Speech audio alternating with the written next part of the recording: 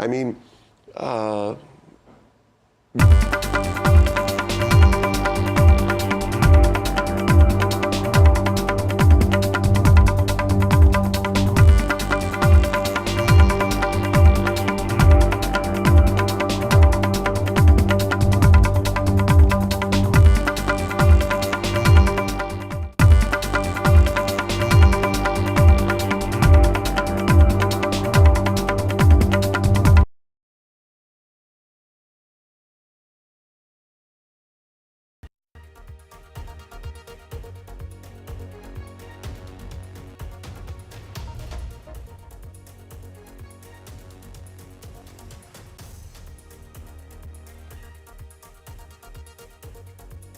You are watching the world 24/7 on the NDTV network. I am Parmeshwar Bava. We've got an action-packed bulletin lined up for you. Let's begin with the top stories you need to know. The launch of the Axiom 4 mission that will carry India's second astronaut to space has been postponed for a 5th time.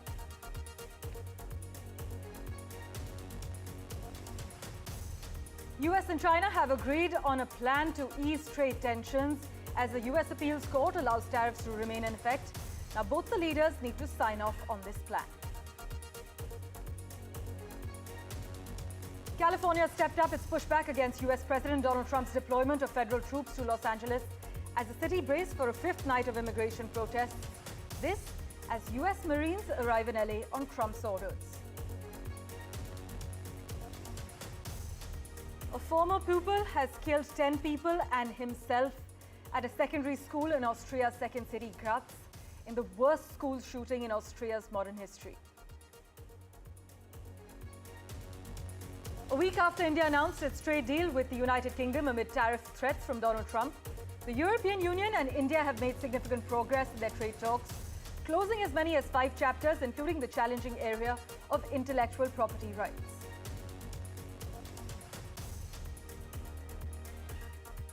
Britain will invest £14.2 billion, that's $19 billion, to build a new nuclear station that will reduce the UK's reliance on volatile international fossil fuel markets.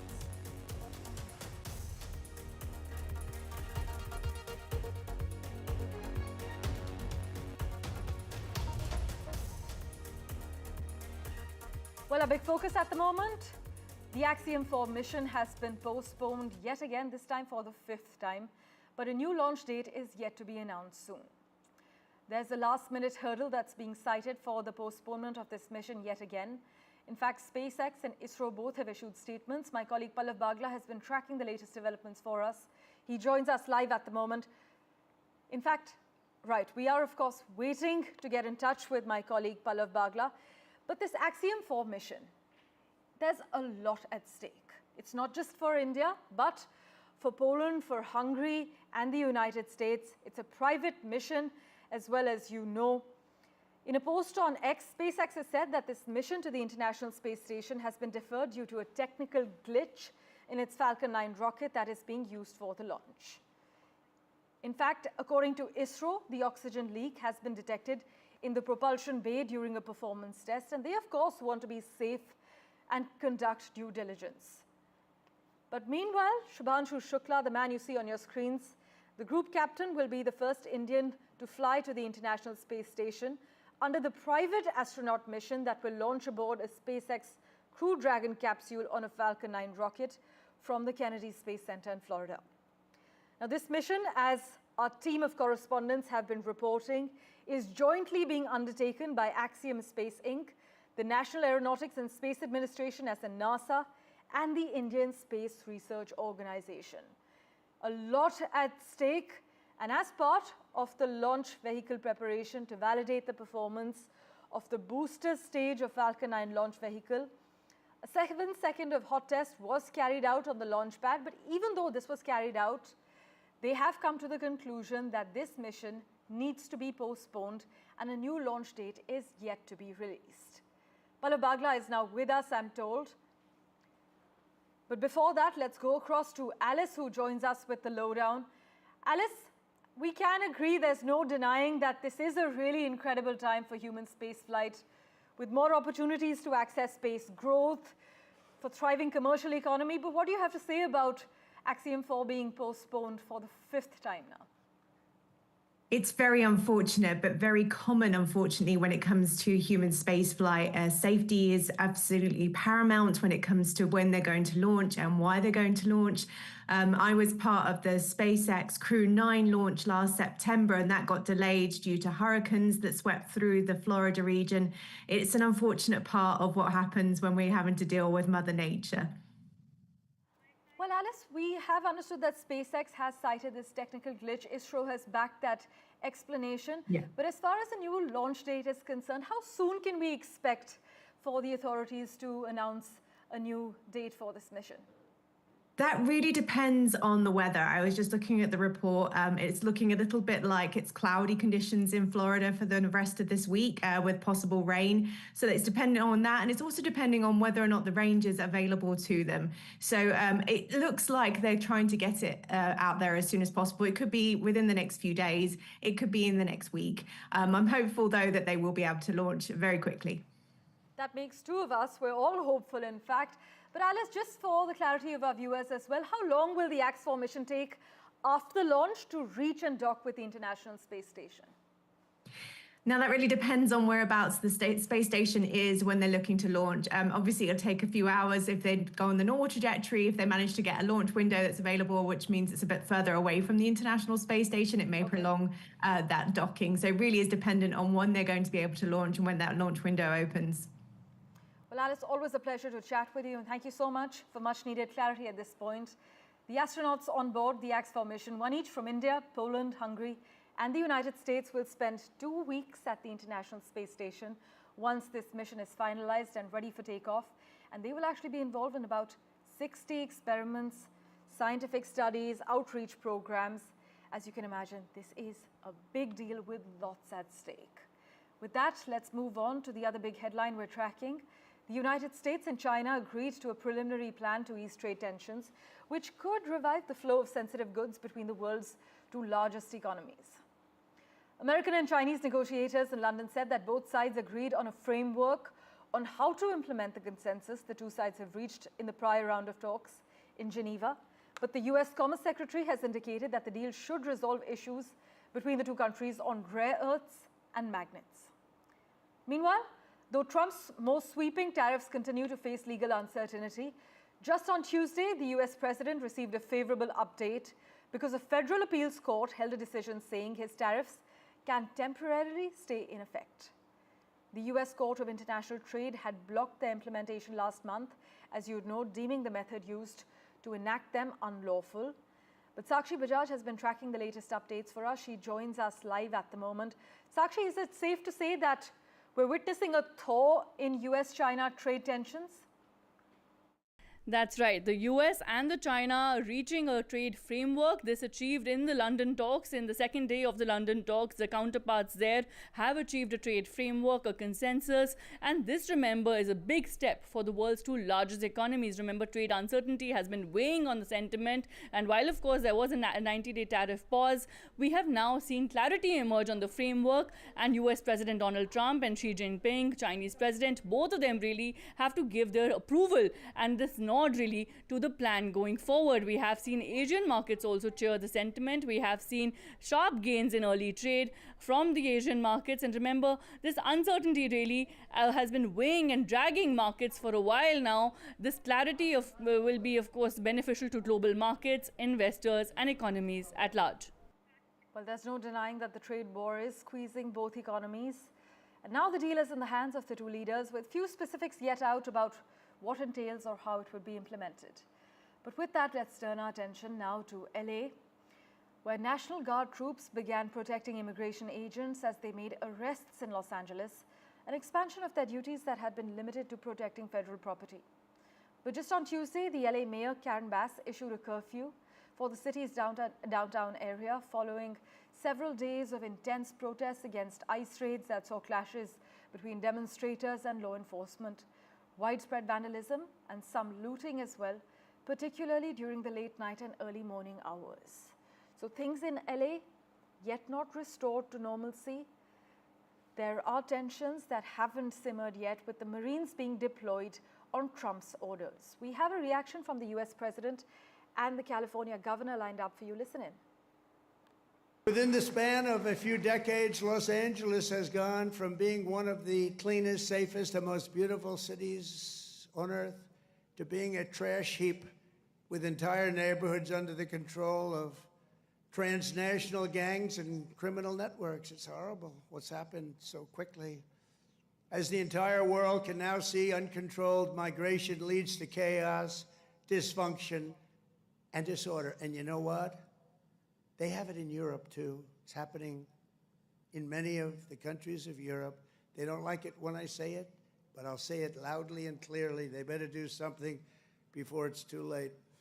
Very simply, we will liberate Los Angeles and make it free, clean, and safe again. It's happening very quickly. Look, Donald Trump has created the conditions you see on your TV tonight. He's exacerbated the conditions. He's, lit the proverbial match. He's putting fuel on this fire ever since he announced he was taking over the National Guard. An illegal act, an immoral act, an unconstitutional act. For an expert's view, joining us on NDTV at the moment, Dr. Richard Benkin. Dr. Benkin, always a pleasure to chat with you. Not just the US president, as we've just heard, but some Republicans, even the US spy chief, Tulsi Gabbard, has now turned the heat up against the protesters in LA, calling them violent criminal mobs. This narrative we're seeing stitched up by Donald Trump, some Republicans. What do you make of what's going on in LA? Well, actually, it's pretty simple. First, I found something very ironic. First, again, thank you for having me on, as always. I found something really interesting. These protests, as they're called, were initially held to say, oh my goodness, don't send these poor people out of this country. Please let them stay in this wonderful country. And when we saw images there, what did we see? We saw them burning the American flag. We saw them spitting on the American flag. That doesn't play well among the American people. Let's remember that unchecked illegal immigration was the issue for Brexit. It's an issue in many other European countries, and it was one of the top issues in the 2024 election. So actually, Trump is only doing what he promised the American people he would do. He has legal authority to do this. The American law code gives presidents this sort of authority. Certainly, they have this authority to bypass state governors in mobilizing the National Guard, for instance, when duly authorized federal officers, which the Immigration Customs Enforcement ICE are prevented from doing their jobs, and no one else is helping them. The president has the right to federalize the National Guard. And like, for instance, this was done several decades ago during the civil rights movements when certain governors did not allow federal law to be enforced regarding desegregation. And Trump is doing this now to enforce the immigration laws of the United States. Well, what we're seeing currently, well, some say, yes, Trump is only doing what he promised Americans he would do, and that's why he was elected back, while others argue he's violating basic legal rights. But thank you so much, Dr. Benkin. We will, of course, keep in touch with you for what's happening in LA. Donald Trump has said he wants to see the kinds of ICE enforcement action that have taken place in LA spread to other cities. In fact, New York certainly thinks that it could be next because protests have spread there as well. Meanwhile, Donald Trump has warned demonstrators planning to protest during the upcoming military parade in Washington that they would face very big force. Speaking from the Oval Office, Trump issued a blunt message. Listen in.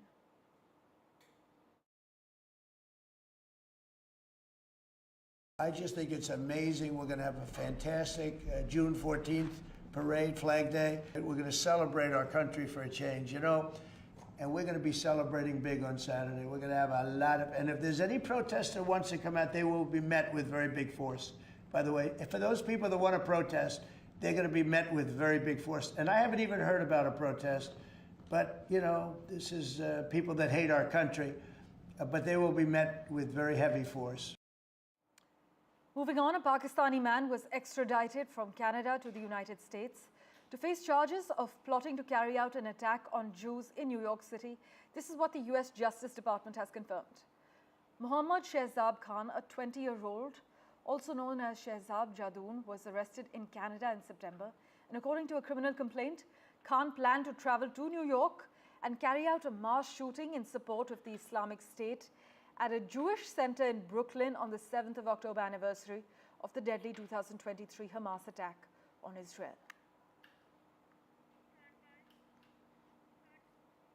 And with that, let's turn our attention now to Austria, where a former pupil killed 10 people and himself at a secondary school in Austria's second city, Graz, in the worst school shooting in Austria's modern history.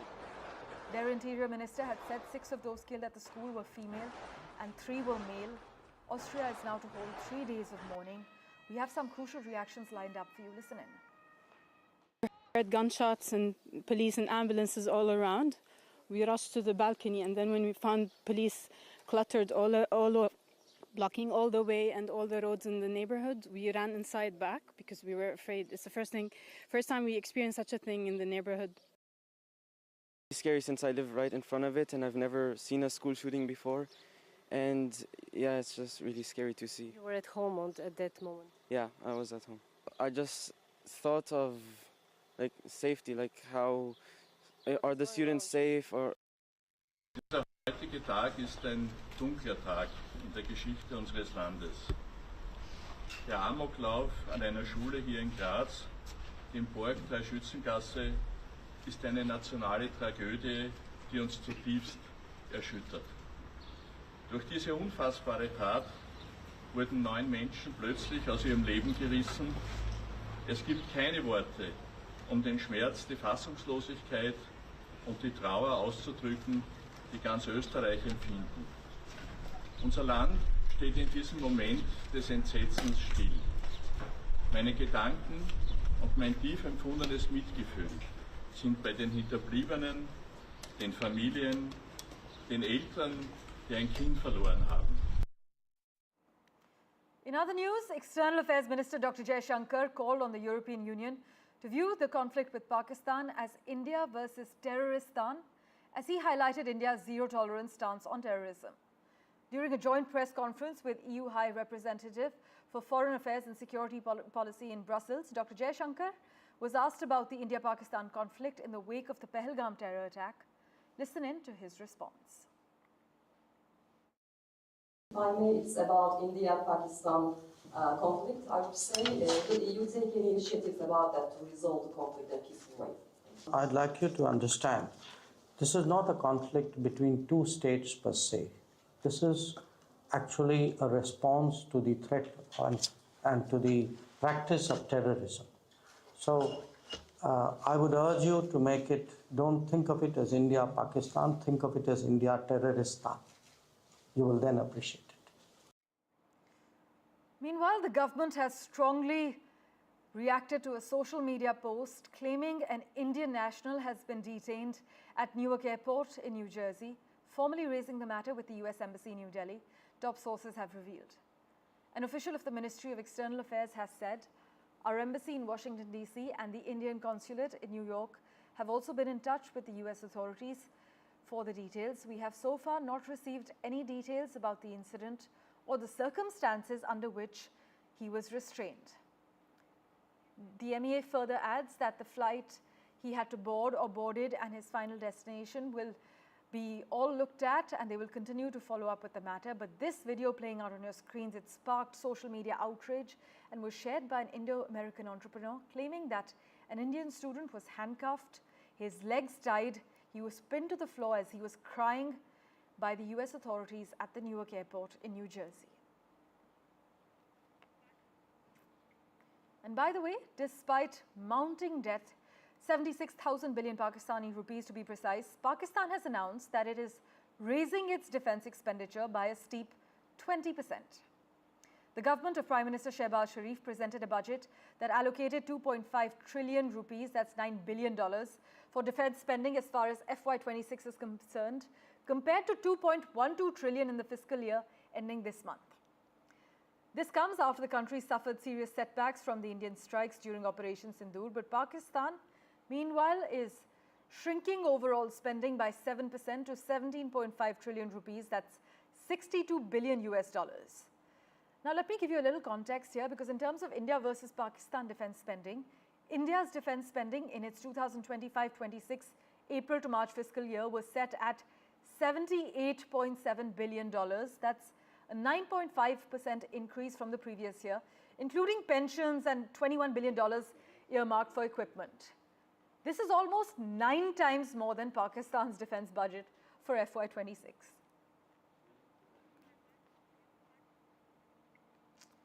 Moving on, the Trump administration will eliminate all US aid, that's United States Agency for International Development overseas positions worldwide, by 30th of September this year in a dramatic restructuring of remaining US foreign aid operations.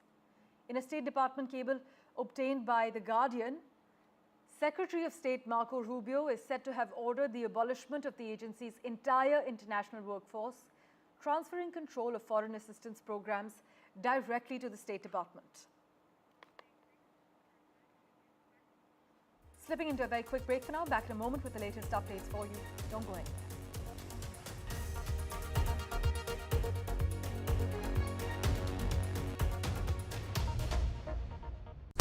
When facts are fragmented, we put the pieces together. Where power collides with truth, we are there. Behind me is that massive security arrangements that are in place.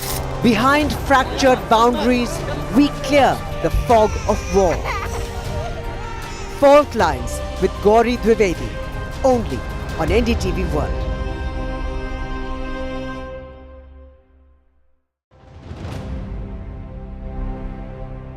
2003 is when Munna Bhai MBBS happens to you. Right. Dr. Asthana. And then in 2009 is when you become Virus in Three Idiots. And then you make a directorial venture through Mehta Boys. Right. It has been quite a journey. Yes. But these two characters were particularly those which are seen as iconic. Would you say that they reshaped your entire, acting career? You're absolutely right. People identify me with these two characters. I have had a learning curve through a lot of other characters too, but yes, there's no denial that these two, and if I might be allowed to put in one more, was Khosla Ghosla Khurana. Because, and you're all from Delhi, right? And I was cast for that role and I was very hesitant. I went to Delhi to do some research on the character and I met a young actor over there, not young in my eyes, who said, I'm a little upset with you. I said, why? He said, I auditioned for this role. And of course, you didn't get it. So, but why are you upset with me? Tell the casting director or the director, why are you blaming me? He says, you see, you're a Parsi from Bombay. You're a Parsi from Mumbai. If I get a very important role of a Parsi in Mumbai, how would you feel? Yeah, he got a point. I said, now what are we going to do about this? So I said, and I gave such a fantastic audition. I researched and researched. I said, I tell you what, I got a better idea. Teach me. Help me.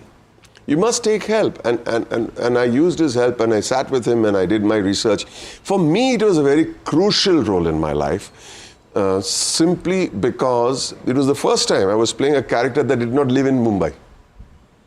Who did not live in Mumbai. All the other characters up until then were Mumbaikars, even in theatre.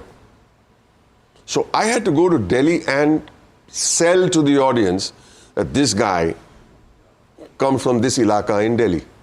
And that was tough, really, really tough, because I was tough on myself. So yes, that's a very, very definitive character in my journey. But I will always be grateful to Three Idiots and Munna Bhai, and Lagero Munna Bhai also. Yes.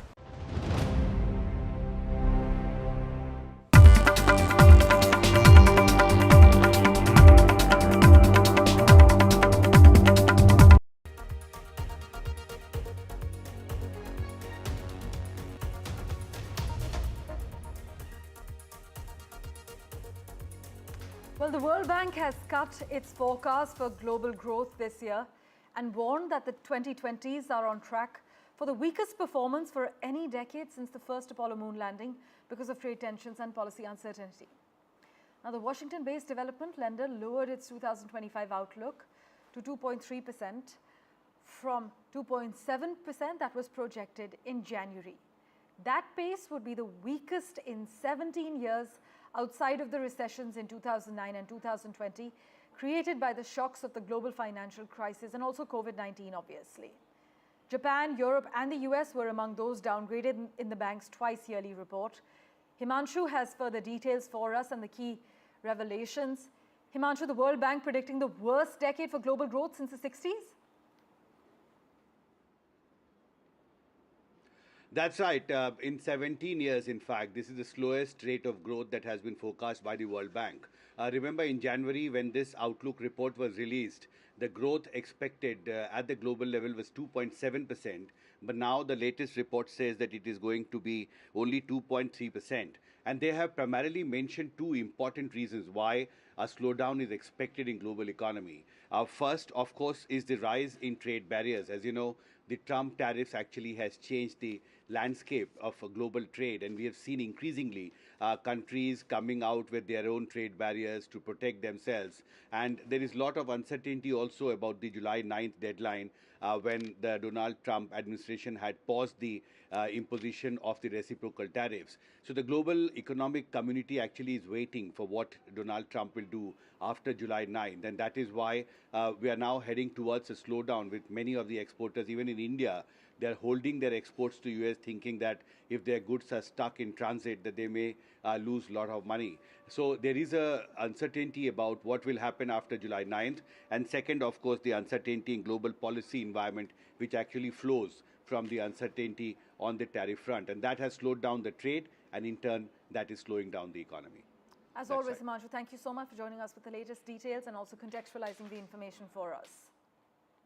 With that, let's turn our attention now to Bangladesh, where Chief Advisor Professor Muhammad Yunus and BNP Acting Chairperson Tariq Rahman may discuss various issues during their meeting coming up on the 13th of June this Friday. But it is up to them to decide what topics they'll talk about. This is what CA's Press Secretary Shafiqul Alam has said. Briefing the media, Alam said that Tariq Rahman is the leader of the biggest political party in Bangladesh, and Professor Yunus is the head of the interim government, and their agenda will be disclosed after their talks. In other news, Israel's Prime Minister Mr. Netanyahu has said that there had been significant progress in efforts to secure the release of the remaining hostages in Gaza, but that it was too soon to raise hopes that a deal would be reached. Classical Netanyahu, many say, but despite some efforts by the US, Egypt, to restore a ceasefire in Gaza, neither Israel nor Hamas has shown any willingness to back down on core demands, with each side blaming the other for the failure to reach a specific deal.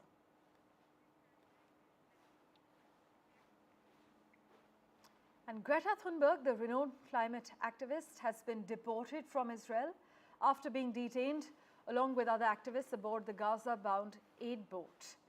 In fact, we have heard from her as well, but these are the latest visuals coming in as she was deported from Israel. Thank you so much for investing your time and watching this edition of The World 24/7. As always, we'll keep tracking the latest updates for you. Do stay tuned.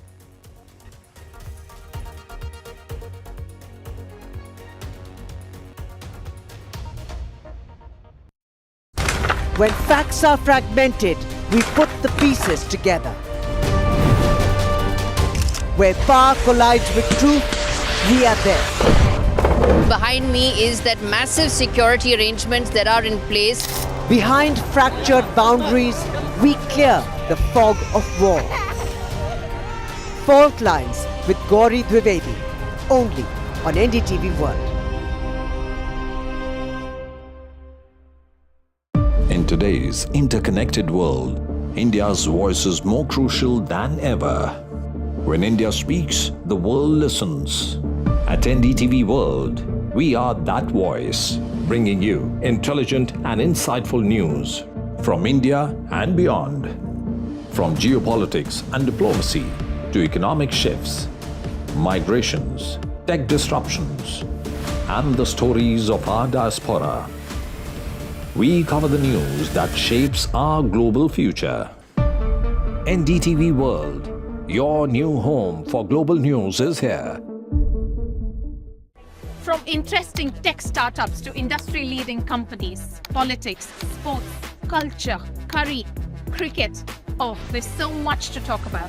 Like me, if you too thrive on interesting conversations, this is a show you cannot miss. Watch this space to know more about all matters and all people that make Britain what it is today. Out of Britain, with me, Radhika Iyer.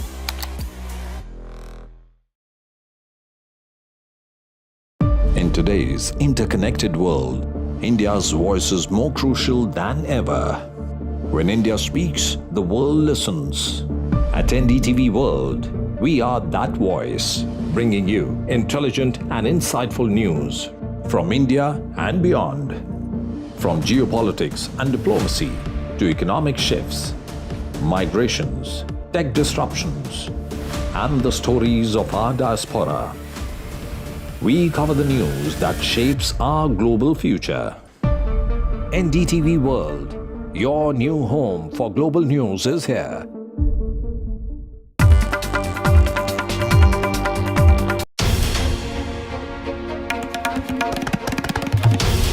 This is NDTV, and you're watching NDTV 24/7.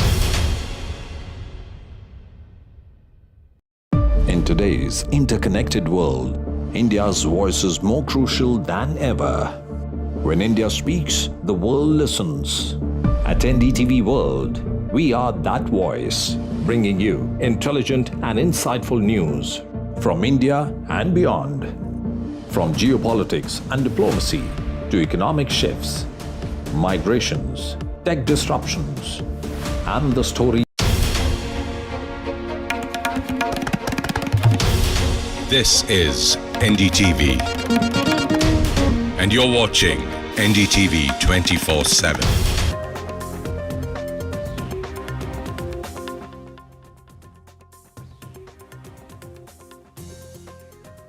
A very good morning. You're watching NDTV 24/7. I'm Divya Vada. We have a whole lot lined up for you over the next 1 hour, including details of Sonam Raghuvanshi, who has finally reached Meghalaya. She has reached Shillong. How did she make her journey? Well, she started from Patna. From Patna, she in fact took a train. She took a flight to Kolkata. From Kolkata, she took a flight to Guwahati. From Guwahati by road, she has reached Shillong. She reached at about 12:30 at night.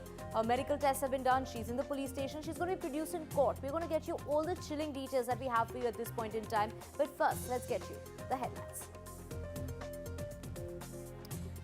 In the Meghalaya murder case, of course, it's Sonam Raghuvanshi, the wife, the prime accused, who has reached Shillong. She's going to be produced in court. It is the family of Raja Raghuvanshi pointing fingers at Sonam Raghuvanshi for being responsible for the death of their family member. Do remember the police had initially said that she surrendered in Uttar Pradesh, and she is now expected to be produced in court. All the accused, these are 5 people in all who have been brought to Shillong. And the other 3 people were contract killers, and the 5th person is Raj Kushwaha, a friend, illicit affair perhaps between Sonam Raghuvanshi and Raj Kushwaha. And the police connect the dots as far as Sonam's escape is concerned. According to sources in the Uttar Pradesh police, they are claiming that she escaped in a cab and then hopped onto trains. We're talking about Sonam, who took a train to Indore, but before that, from Cherrapunji, she went to Shillong in a taxi. Then she took a tourist taxi. From there, she took a tourist taxi from Shillong to Guwahati. From Guwahati, she took a train to Indore, and that is where she met Raj Kushwaha and the others involved in this crime.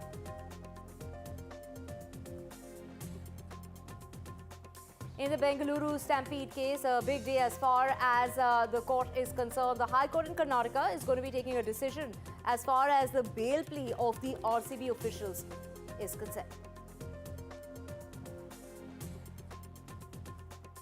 The irrigation scam heat is on KCR. Well, the BRS founder is going to appear before the probe panel today.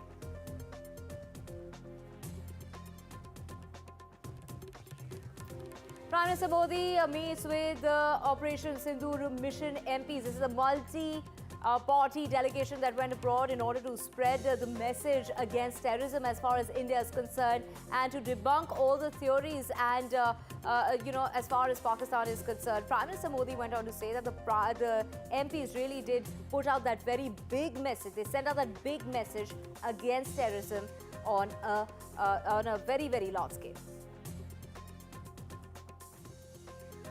And that mission to carry the second Indian astronaut to space has been postponed. Shubhanshu Shukla's journey has been postponed for the 5th time now because of a leak. This is a technical issue that has postponed that SpaceX rocket mission.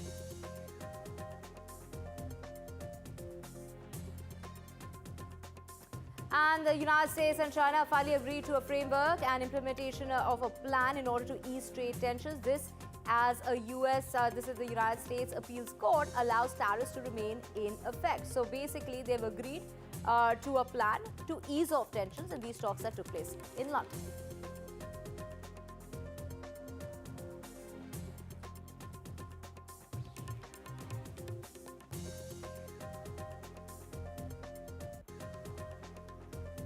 Let's get to our top story, and that is Sonam Raghuvanshi, a 24-year-old married Raja Raghuvanshi, 29 years of age, in Madhya Pradesh's Indore, and this happened on the 11th of May, exactly a month ago. She then planned a trip for honeymoon. The honeymoon was to take place in Jammu and Kashmir. That's where they wanted to go for their honeymoon, but they changed plans and they then finally decided to go to Shillong. They reached Shillong on the 21st of May. They were there in the area which is also known as Cherrapunji. This is where they were in the East Khasi Hill district. That is where Sonam had, planned to execute a plan that she had made with the mastermind, Raj Kushwaha, also her friend. Do remember that he was employed by the family-run business. Raj Kushwaha is 21 years of age. He had allegedly hired three of the friends to murder Raja, and Sonam had promised to pay them off 20 lakh rupees. Those are the chilling details that we have for you. Of course, Sonam Raghuvanshi is right now. She is in Meghalaya. She is in Shillong. She has been brought via Patna. From Patna, she took a flight, and of course, there she finally reached Shillong at about 12:30 late at night. Her medical checks have been done. In order to know more on this, of course, we have my colleagues joining us. We, in fact, have Saurabh Gupta joining us from Shillong. Saurabh, we also have Tanushree with us. Saurabh, over to you. Her medical checks have been done. She was first brought to the police station, then taken for her medical checkup, then again brought back to the police station. She arrived at about 12:30 at night, very late into the night, and she had a very, very long journey. What time is she expected to be produced in court? Well, official court hours, which is any time after 10 o'clock in the morning, is when she can be produced in court. The police, of course, will have to prepare a remand application. And what everyone's keeping an eye on is that remand application, because there are still unanswered questions. And yesterday on NDTV, we asked those 10 questions that still need to be answered. One of the key elements of that is motive. What was the actual motive? Of course, there is suspicion that this could have been a love triangle. But again, that is something that has to be backed up by hard evidence, because the police have to build an airtight case that will stand the scrutiny of law in court. Now, apart from that, what the police are also looking at is there are two things. One is, of course, the contract killers and the connection to Sonam Raghuvanshi. Because in this case, it is very important for the police to establish that connection as part of their case against Sonam Raghuvanshi and the others. The other thing is also Sonam Raghuvanshi's phone, which is still not in the custody of the police. So they're looking for that because that would provide crucial evidence. So one presumes that once the court production is done and once the remand application is filed, which will indicate how the police investigation is moving forward, what all needs to be done, how much time they need to do it, all of those things are usually mentioned in a remand application. Once we know that, then of course the police will take her perhaps for a recreation of the crime scene, where exactly they killed him, how they dumped his body, Raja Raghuvanshi's body, because yesterday I was reporting from that place where the body was found, and it's a very, very deep gorge and it's also a desolate, isolated place, because obviously they chose this particular route. So did Sonam come here? Who did a recce? because she seemed to have knowledge that this particular route that they chose for the trek is not the usual route that trekkers use. There's another more, let's say, where a road is better, where the trek is easier, route. So all of these questions will be perhaps answered in the remand application. Right, Saurabh, of course, we also have Niharika with us, joining us from Indore. Niharika, visuals that we're playing out right now from late last night. She reached about 12:30, like Saurabh was mentioning. She was taken to the police station upon arrival, and then from there, she was then taken for a medical checkup, brought back to the police station. She continues to be at the police station. She will be produced in court, like Saurabh is mentioning. Visuals of her reaching Meghalaya late last night. This is the police station at about 12:30 at night. Of course, she had a very, very long journey, which started at about 4 o'clock in the evening from, Patna. Niharika, what are the family members of Raja Raghuvanshi really saying? Now they started to point fingers. Initially, we did hear the mother say that they had a very good relationship, that there was nothing wrong with the couple. They don't even married for exactly a month. So basically, when they went for their honeymoon, it was less than, 2 weeks into their marriage. Yes, absolutely, you are right. It was just about 8 days when they went for their honeymoon. They got married on 11th of May, and after that for 4 days, that is till 15th of May, Sonam was staying at Raja Raghuvanshi's place, that is a sasral. But when after 15, she went to her house, and those were the 4 days when she started planning all these things, because for that time she came to know about the family in more closer way, because she was living with Raja Raghuvanshi. She planned everything. She even told Raja that we will not get in contact, like any close contact, because we have to go and worship Kamakhya Devi first, will not make any thing like that. And after that also for 4 days she planned with Raj Kushwa, and along with Raj 3 friends, she planned and plotted everything, that where they will go, when they will go, how they will go, where they all will be living, how they'll contact Raja Raghuvanshi, how they will execute the plan. And also she had another plan that if the killers did not kill Raja Raghuvanshi there, she will plan to do it. She will try to take a selfie there, and while taking a selfie, she will push him towards the gorge there, which is very, very deep, as we are already seeing it. So these were the 2 plans which she was planning about. But at the time when they went there, it was so terrific for all the killers that they also denied. But after that, Sonam offered 20 lakh rupees, because of which everybody agreed. If we talk about Raja Raghuvanshi's family, they were not even agreeing this at the first hand. When the news came out, they were not even ready to agree that Sonam can ever do this, because they had a very good relation with Sonam Raghuvanshi. But at the time, as the investigation got deeper, things came out about Sonam, they also started agreeing. And then all the things came in front, that why Sonam did not tell any of the plans to the family of Raja Raghuvanshi, why she only booked the ticket one way, why she was taking all the gold and also the cash money along with her, why was the thing that she went to her house for 4 days and did not even came back. She went directly from her house for honeymoon, and she planned everything there. As we came about to know, yesterday, all the accused also agreed in this thing, that Sonam was the one who was the mastermind in all the plan, and they all were like pyadas for her, which she was moving according to them, according to herself. And when all the things came, absolutely, Niharika, of course, we will keep coming back to you. Let's look at these visuals. These are visuals from the police station in Meghalaya, where she was brought late last night at precisely 12:30 a.m. We are going to keep tracking her movements. Of course, she's going to be produced in court. From what we know, from what my colleagues have now just described to us, pieced together that she and her husband, Sonam and Raja, went trekking, aiming to get to the top of a very steep peak to see a waterfall. They were being trailed by killers, and when they reached that deserted spot is when she allegedly, Sonam asked them to kill Raja. Sources are saying that Sonam also then helped them throw the body of her husband, whom she had been married to less than for about 2 weeks' time, into that gorge, the gorge that Niharika was talking about. Let's just also piece together as to how is it that, all this really happened in the first place. How was Sonam brought back to Shillong. So this is how it all happened. Well, Sonam was found at that dhaba in Uttar Pradesh's Ghazipur.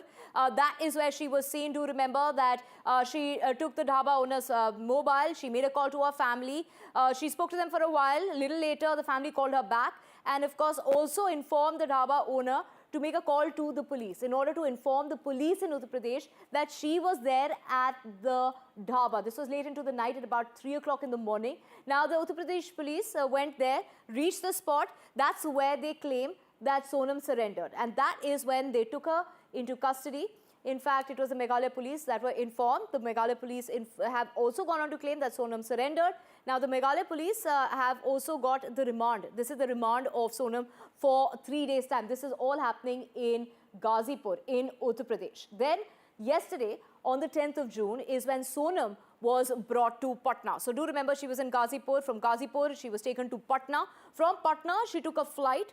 This was a flight that she took to Kolkata. This was close to about 4 o'clock, a little after 3:30 in the afternoon. Then she was taken from Kolkata. She was taken to Guwahati. Guwahati, she had a layover at the airport. She had to stay at the airport for a little while. And then it was later at night at about 9:20 when she was taken, in fact, from Kolkata to Guwahati. And then from Patna to Kolkata, Kolkata to Guwahati. She reached at about 9:20. She was taken out from the back gate. From the cargo gate is where she was taken out from. And then it was a journey by road. It took about 2 hours from there for her to reach Shillong. It was a very long journey. And she reached close to 1 o'clock. It was 12:30 at night, to be precise, is when she finally reached Shillong. She was then taken to the police station straight away. And from the police station, she was taken to the hospital for a medical test, which is absolutely the procedure that, they need to conduct. They need to conduct a medical examination. And then she was brought back to the police station. She is at the police station. And from here, of course, she will be produced in court today. But let's listen in to what Raja Raghuvanshi's family is saying. His brother is now saying that Sonam is involved and that, justice needs to be served. Let's listen in to the brother of the man, the 29-year-old, who was killed on his honeymoon. देखिए परिवार इसमें involve इसके लिए लग रहा है मुझे है और है भी इसमें इन्वॉल्व क्योंकि सोनम जो है सोनम ने उसकी मम्मी से पहले कह चुकी थी तो मम्मी मुझे जो है किसी और से प्यार है मैं शादी उसी से करूँगी मैं उसकी माँ ने कहा था बेटा नहीं तो समाज में है समाज में शादी करें तो पापा मानेंगे नहीं इस बारे में तो समाज में शादी होगी तेरी उसने कहा मम्मी ठीक है शादी तुम कर लोगी और तुम जिससे तुम शादी कराओगी मेरी देखना उसके साथ मैं क्या करती हूँ अब आगे उसका अंजाम तुम सब लोग भुगतोगे. Right, so the family members there pointing fingers at Sonam Raghuvanshi. Do remember the police has gone on to say that they had enough incriminating evidence and that they hadn't revealed that they were in on the crime. In fact, they had, sort of pieced together the investigation very early on. They managed to crack the code in a matter of a week's time. Do remember his body was found just exactly a week before, Sonam Raghuvanshi in fact went ahead and surrendered. Of course, she did know that there was no escape route that was left and she had no choice but to surrender, and that perhaps was in the behest of her family. Let's get to you all the chilling details so far in the case with my colleague Saurabh.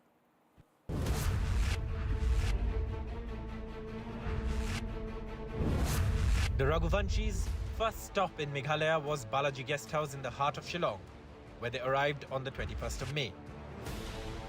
This, of course, is the guest house, and of course, a lot of details regarding the investigation also came out from here. There's a CCTV camera that has captured Sonam and Raja Raghuvanshi checking in here and also, staying here, and also their details have been entered in the register as well, where they were staying here. They used a rental two-wheeler to carry on their journey. They left Shillong on the 22nd of May and arrived at the Manha Hotel in Sohra, where the couple are seen on CCTV footage. They left their trolley bag here and headed to what was presumed to be a trek on the same scooty. We're at the Manha Hotel in Sohra. This is one of the places where the honeymoon couple, Sonam and Raja Raghuvanshi, was seen before, of course, this horrific incident where Raja Raghuvanshi was murdered. And now, of course, as we know, the prime suspect in that case is Sonam Raghuvanshi, his wife. But with sinister plans in place, it is suspected that Sonam chose an isolated path instead of the regular route trekkers use. The choice of the location for Raja Raghuvanshi's murder is an obvious one. Firstly, its remoteness. It is, of course, very far away from any place that has a living population. Secondly, also, just the surroundings. There are no people around. There are only mountains, gorges and valleys. That makes it easy to murder someone and dispose of the body. And that's when the trail goes cold. The abandoned scooty was recovered from an isolated Molakyat village, and this, the Meghalaya police believe, was intentional to throw anyone looking for them off the chase. Eventually, days later, on the 2nd of June, Raja Raghuvanshi's body was found in the gorge near the Vaisadong Falls.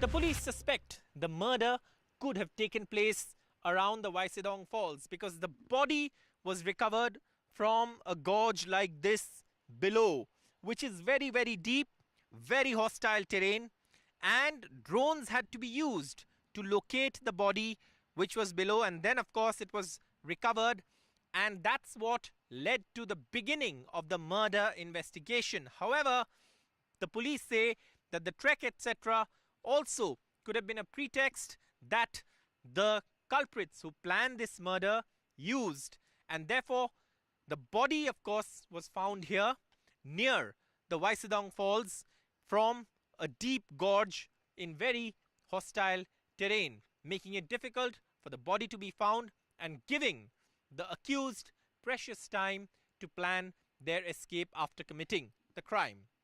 With camera person Sanjay Chakraborty at the Vaisadong Falls in Meghalaya, Saurabh Gupta, NDTV.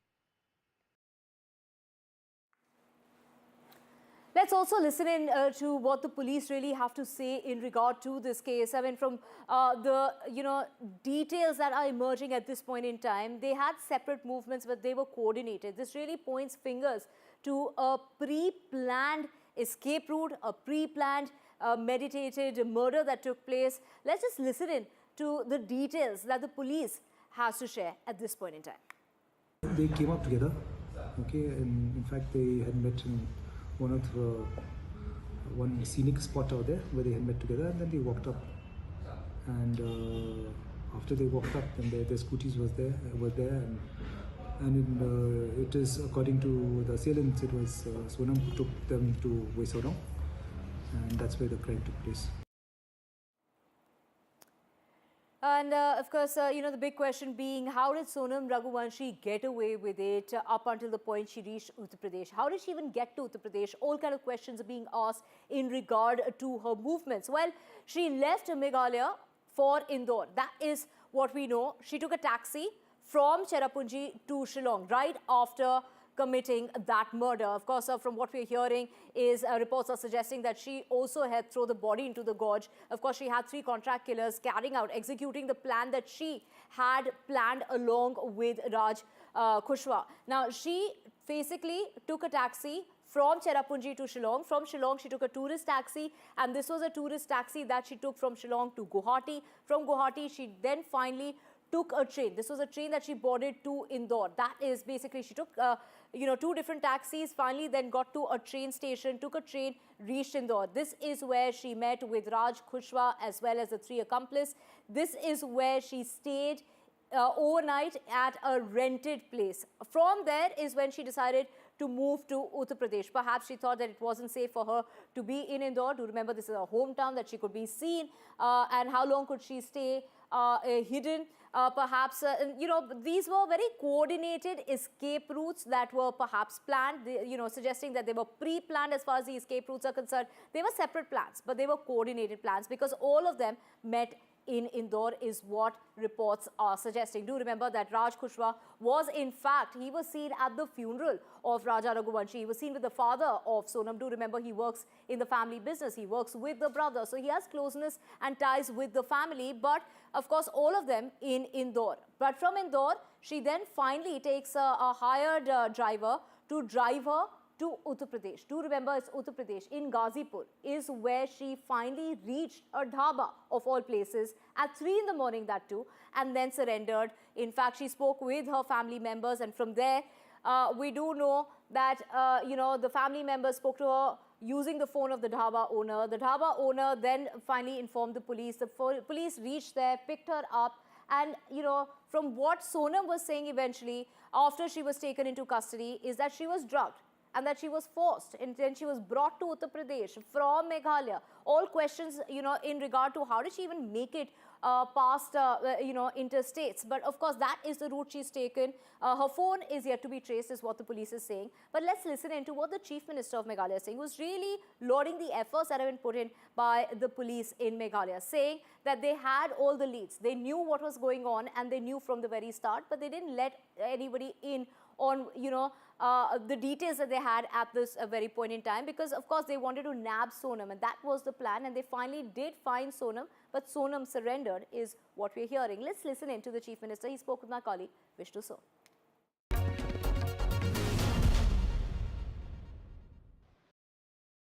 What could the motive be behind this murder? If Sonam Raghuvanshi had wanted to avoid getting married, why did she appear to play along, get married, and then instigate something like this?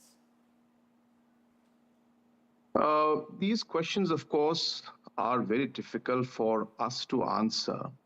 And the statements are going to be taken very soon. Only then will the real picture come out. But of course, on a preliminary basis, on whatever facts we have gathered, minus the statements that will be made by the concerned people, it looks like, of course, that there was aspect of some kind of love angle to it from the woman's side, from the wife's side. And that most probably has led to the situation. And of course, what has prompted her to marry and then go ahead with this, those are circumstances which, of course, are beyond my jurisdiction or my knowledge to really reply, because those are circumstances that happened way before they had come here. But of course, as I said, in principle, we can clearly make out that there is a kind of a love triangle kind of an issue out here, which most probably led to this incident. Some thoughts on the role of your police force. The fact that they pursued this was a body which wasn't found for days on end. This woman disappeared. There were so many unanswered questions. Tell us about how the police worked so hard to crack it. And do you believe, and do they believe, that this is an open and shut case? Well, I've said it from day one that I have full trust in my police and my team. I had, reviewed this entire thing, and whatever inputs I received, we were very sure that we are on the right track. The police was very careful not to let it out unless it would raise alarm bells and would make people, again, aware, and then the people who were involved, that is. And therefore, they did an excellent job. And I think what is more critical is that the pressure under which they did it was what was remarkable. And that is really something you have to give real credit to them. The team did an excellent job. They were cool, they were calm, they were focused, they went on evidence-based, and I can tell you they didn't have much sleep either. So they've been really working hard at this. And really, I congratulated them and the entire team. They've done an excellent job. And I think what is important is what they did was not just for the police, or for this crime, but what they did was something that has really reinforced the image of our state, the image of our people, and the image of the Northeast in general. And I think that is really the larger message that the police of Meghalaya has been able to give to the rest of the country.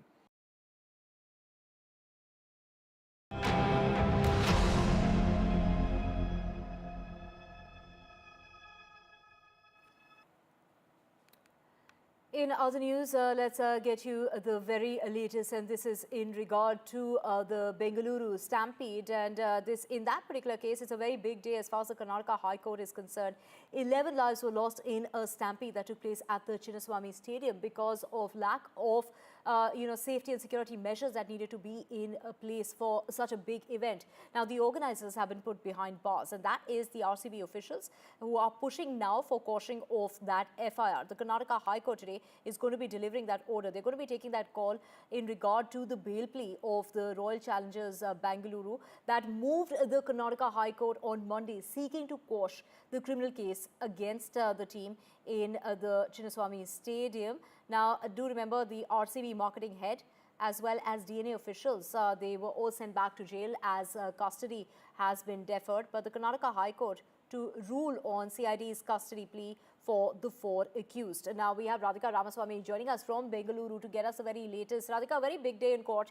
Multiple cases that are going to be heard, but this is going to be particularly in regard to the bail plea of the RCB officials, particularly the RCB marketing head as well as the event management officials.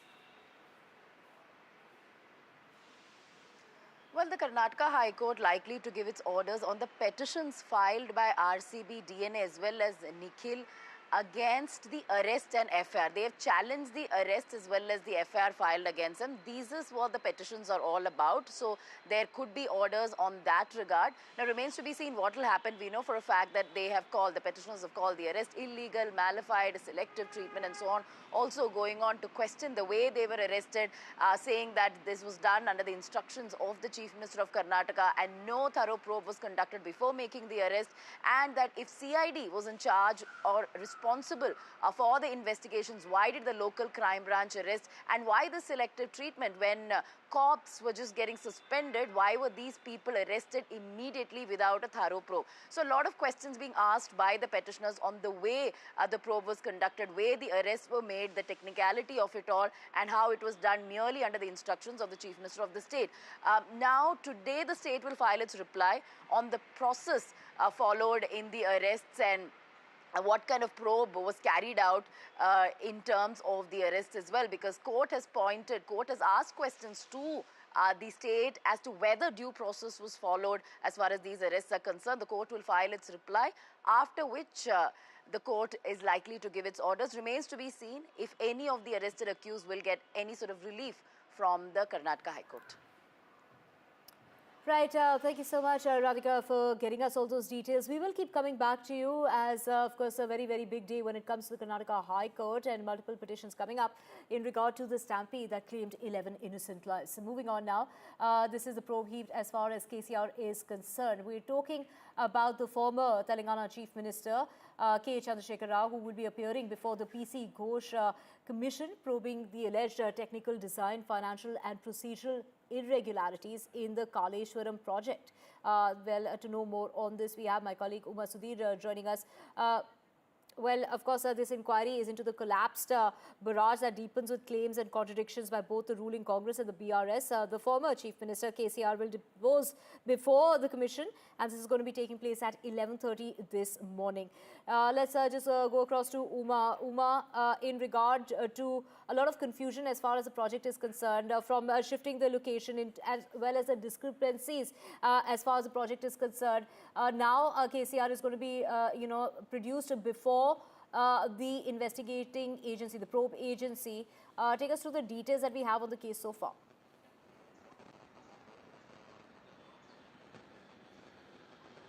So big political day here in Telangana, where the former Chief Minister will today appear before the PC Ghosh Commission of Inquiry that's looking at the alleged irregularities, not just in the planning, design, execution, operation of the Kaleshwaram project, which KCR himself had self-declared that he's the architect of the project and someone who was a visionary, who had worked out all the details of the project. And already we had former Irrigation Minister Harish Rao appearing before the commission on the 9th of June, and therefore Harish Rao has been having meetings with KCR at his farmhouse yesterday as well as the day before, presumably talking about what kind of questions would be asked and how they are going to counter that. Yes, Harish Rao had also explained that he had given documentary evidence to show that the reason why the input point for the water for the Kaleshwaram point was shifted from Medihatti to Medigadda, and that is something that he says was because Maharashtra government had objected, CWC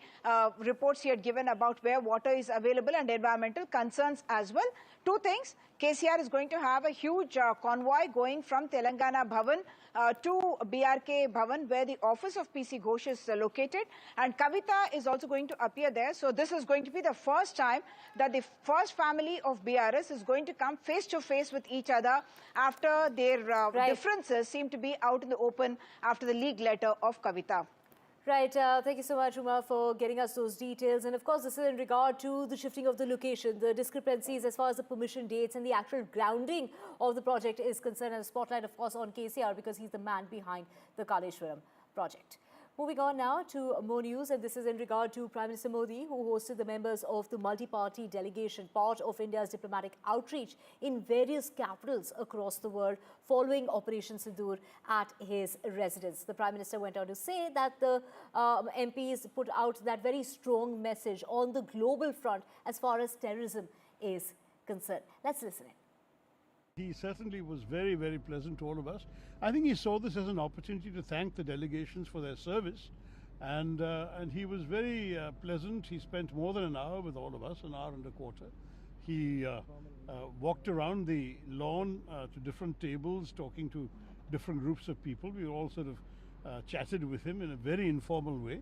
It was not a formal meeting at all. There were no formal speeches, or even those of us who had given him our reports on the trip did not present those reports or speak to them particularly, but it was a good, lively, informal conversation. प्रधानमंत्री मोदी जी के साथ सातों delegations की एक informal बैठक थी, चर्चा थी।